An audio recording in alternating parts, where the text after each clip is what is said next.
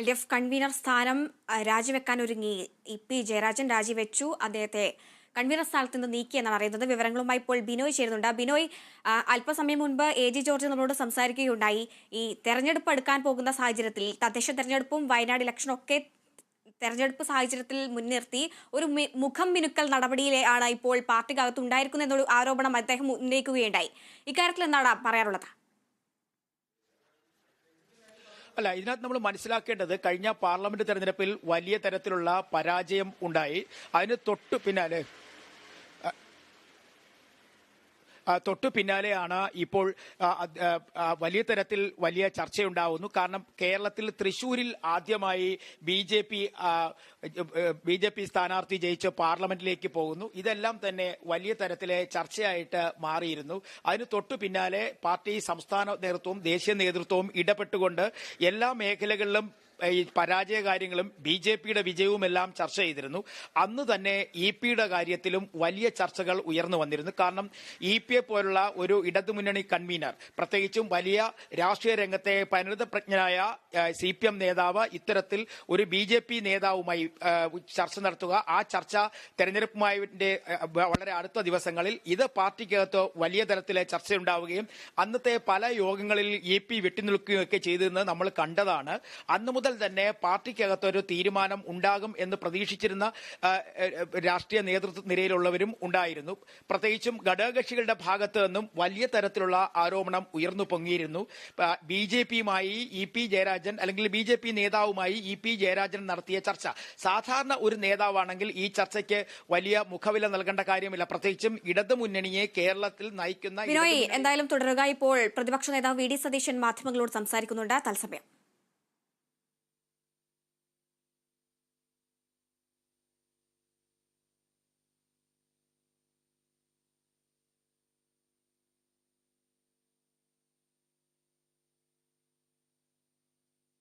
LDF convener സ്ഥാനത്ത് നിന്ന് നീക്കി പി ജയരാജനെ.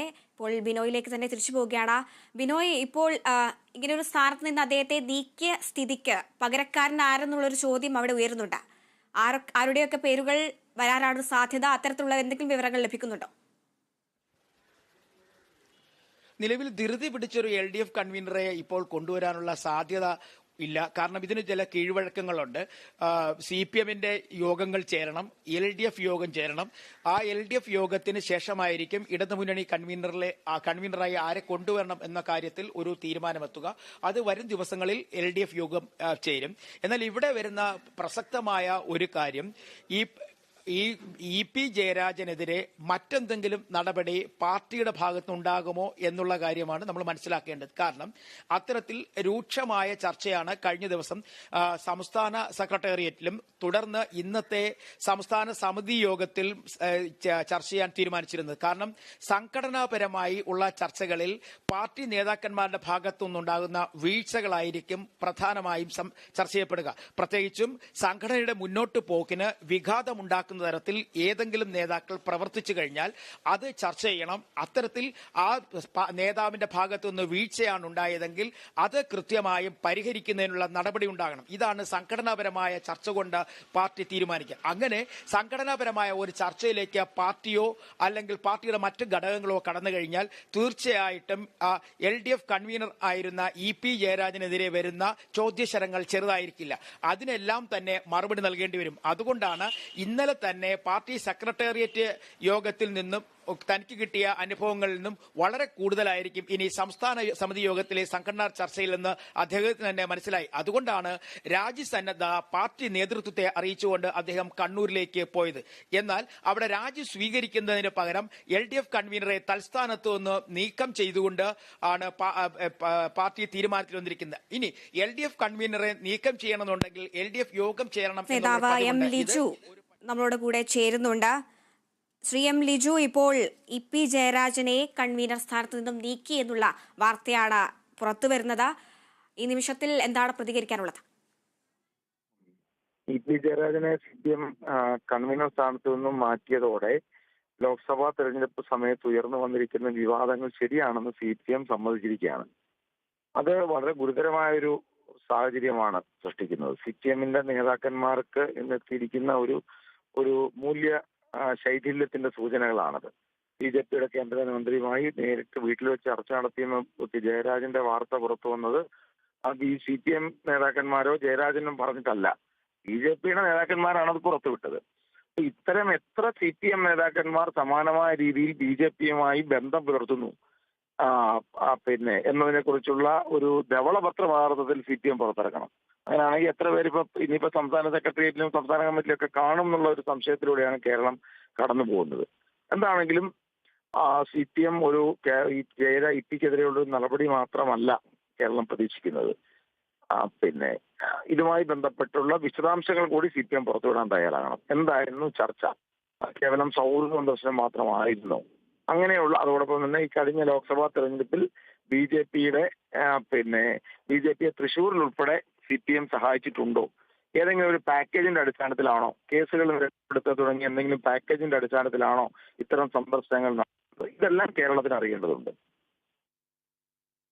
അതേസമയം തന്നെ ഇപ്പോൾ കഴിഞ്ഞ ദിവസം ഉണ്ടായ CPIM സെക്രട്ടേറിയറ്റ് യോഗത്തിലെ വിമർശനത്തിന് പിന്നാലെയാണ് ഇത്തരത്തിലൊരു നീക്കം ഉണ്ടായിരിക്കുന്നത്. ഇത് പാർട്ടിയുടെ ഭാഗത്തു നിന്നുള്ള ഒരു മുഖം മിനുക്കൽ നടപടിയായിട്ട് തോന്നുന്നുണ്ടോ? മുഖം നഷ്ടപ്പെട്ടിരിക്കുന്ന ഒരു പാർട്ടിയല്ലേ പിന്നെ മുഖം മിനുക്കിയിട്ടെന്താണ് കാര്യം?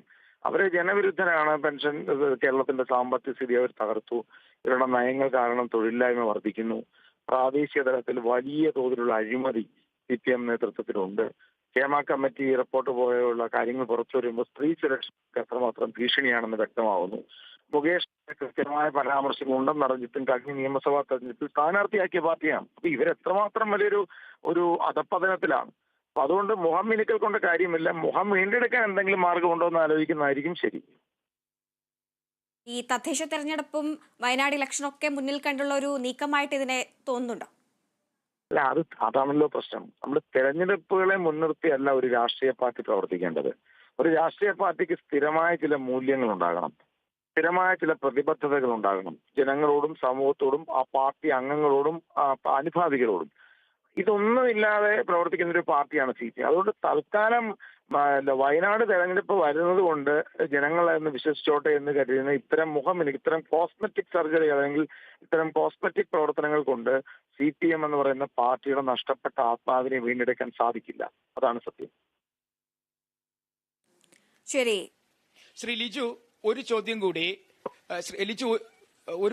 കൂടി. അതായത് നമ്മുടെ സംസ്ഥാന രാഷ്ട്രീയത്തിൽ വളരെ അപരിചിതമായി കാണുന്ന ചില നീക്കങ്ങളാണ് കഴിഞ്ഞ പാർലമെന്റ് തെരഞ്ഞെടുപ്പിന്റെ സമയത്തൊക്കെ ഉണ്ടാക്കിയത് അല്ലെങ്കിൽ സംഭവിച്ചത്. അത് പ്രത്യേകിച്ചും പ്രകാശ് ജാവ്ദേക്കറിനെ പോലുള്ള മുൻ കേന്ദ്രമന്ത്രി ഉള്ള ആള് EP ജയരാജൻ അയാളുടെ വീട്ടിൽ പോയി കാണുന്നു. അത്തരം ഒരു വിഷയമുണ്ടായി. പിന്നീട് ഇതുമായി ബന്ധപ്പെട്ട സംഘടനാ ചർച്ചകൾ ഉണ്ടായി. ഈ സംഘടനാ ചർച്ചകളിലൊക്കെ വളരെ രഹസ്യമായി അല്ലെങ്കിൽ വളരെ കുറച്ച് മാത്രം ചർച്ച ചെയ്താണ് EP-BJP ബന്ധം. എന്നാൽ പെട്ടെന്ന് ഇത്തരത്തിൽ ഒരു രാഷ്ട്രീയ ചർച്ചയിലേക്ക് EP-യുടെ BJP ബന്ധം വന്നതിന് പിന്നിലുള്ള ലക്ഷ്യം എന്തായിരുന്നു? പാർട്ടിയുടെ ലക്ഷ്യം എന്താണ്?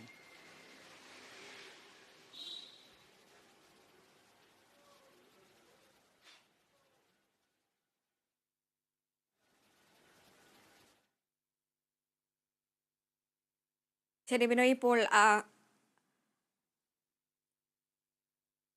ആ കോൾ കട്ടായിരിക്കുകയാണ്.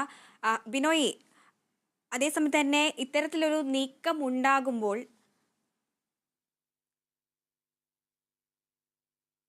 കഴിഞ്ഞ ദിവസം ഉണ്ടായ CPM സെക്രട്ടേറിയറ്റ് യോഗത്തിലെ വിമർശനത്തിന് പിന്നാലെയാണ് ഇത്തരത്തിലൊരു നടപടി ഉണ്ടായിരിക്കുന്നത്. അദ്ദേഹം ഇപ്പോൾ കണ്ണൂരിൽ എത്തി എന്നുള്ള വിവരങ്ങൾ കൂടി അറിയുന്നുണ്ട്.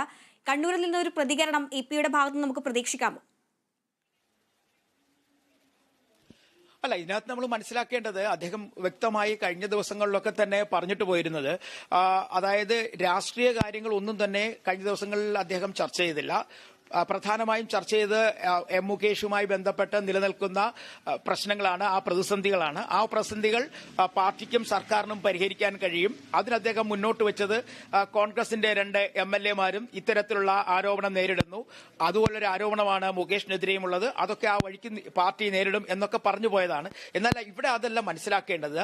നമ്മൾ മനസ്സിലാക്കേണ്ടത് കഴിഞ്ഞ കുറെ നാളുകളായി ഈ BJP EP കൂടിക്കാഴ്ച വളരെ ആ ചർച്ച വലിയ മന്ദഗതിയിലായിരുന്നു. വളരെ വേഗത്തിൽ ഈ ചർച്ച ഇന്നലെ പാർട്ടി സംസ്ഥാന സെക്രട്ടേറിയറ്റിലേക്ക് കൊണ്ടുവരികയും പിന്നീട് അത് സംസ്ഥാന സമിതിയിൽ രാഷ്ട്രീയ ചർച്ചയ്ക്ക് അല്ലെങ്കിൽ സംഘടനാ ചർച്ചയ്ക്കിലേക്ക് ഈ വിഷയം കൂടി ഉന്നയിക്കുവാൻ തീരുമാനിച്ചത് വളരെ വേഗത്തിലായിരുന്നു. അതുകൊണ്ടാണ് നമ്മൾ മനസ്സിലാക്കേണ്ടത് പാർട്ടി ഏറ്റെടുത്ത ഒരു നയം, അതായത് ഇനി വരാൻ പോകുന്ന സംഘടനാ വിഷയങ്ങൾ ചർച്ച ചെയ്യപ്പെടുന്ന പാർട്ടി സമ്മേളനങ്ങളിൽ എന്തായാലും പാർലമെന്റിലെ പരാജയം വലിയ ചർച്ചയായിട്ട് മാറും. അതിലൊരു പ്രധാന വിഷയം EP ജയരാജൻ BJPയുമായി നടത്തിയ കൂടിക്കാഴ്ച തന്നെയായിരിക്കും, അല്ലെങ്കിൽ ആ ചർച്ച തന്നെയായിരിക്കും. അതുകൊണ്ട് തന്നെയാണ് വളരെ വേഗത്തിൽ EP ജയരാജന്റെ വിഷയം പാർട്ടി സംസ്ഥാന സെക്രട്ടേറിയറ്റിൽ ചർച്ച ചെയ്യുകയും പിന്നീട് അത് ഇന്ന് ചേരുന്ന പാർട്ടി സംസ്ഥാന സമിതിയിലെ സംഘടനാ ചർച്ചയിൽ ഉൾപ്പെടുത്താൻ തീരുമാനിച്ചത്. അവിടെ ആ സംഘടനാ ചർച്ചയിൽ പാർട്ടി സംസ്ഥാന സമിതിയിൽ EP നേരെ ഉയർന്നു വരുന്ന ചോദ്യങ്ങൾക്ക്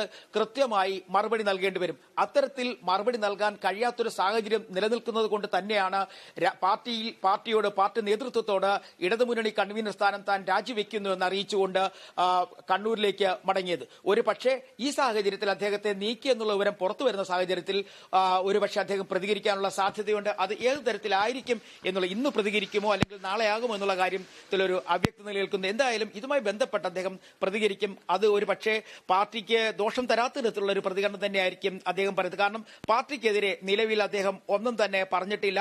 BJPയുമായി നടത്തിയ ചർച്ചയിലും അദ്ദേഹം പറഞ്ഞത് തന്നെ കാണാൻ വന്നു എന്നല്ലാതെ താൻ സമയം അനുവദിച്ചല്ല, തന്റെ ഫ്ളാറ്റിലേക്ക് വന്നതാണ് എന്നൊക്കെ പറഞ്ഞ് ഒഴിഞ്ഞു മാറിയ ഒരു സ്ഥിതിയും അന്നുണ്ടായിരുന്നു. എന്തായാലും രാഷ്ട്രീയപരമായി വലിയ തരത്തിലുള്ള ചർച്ചയിലേക്ക് കാര്യങ്ങൾ നീങ്ങുന്നു എന്നുള്ളത് വ്യക്തമാണ്. ഒപ്പം പ്രതിപക്ഷത്തിന് കാര്യങ്ങൾ വളരെ വേഗത്തിൽ പ്രയോഗിക്കണം. അതായത് വരാൻ പോകുന്ന ഉപതെരഞ്ഞെടുപ്പിലും തദ്ദേശ ഭരണ സ്ഥാപനങ്ങളിലേക്കുള്ള തെരഞ്ഞെടുപ്പിലും എല്ലാം തന്നെ ഈ വിഷയം, ഈ CPM BJP ബന്ധം ഇത്തരത്തിൽ പറഞ്ഞു വെക്കാൻ അവർ കഴിയും. മാത്രവുമല്ല ഈ BJP ബന്ധത്തിന്റെ പേരിലാണ് LDF കൺവീനർ സ്ഥാനം EP ജയരാജന് നഷ്ടമായെന്ന് കോൺഗ്രസ് കൃത്യമായി വാദിക്കുകയും ചെയ്യും.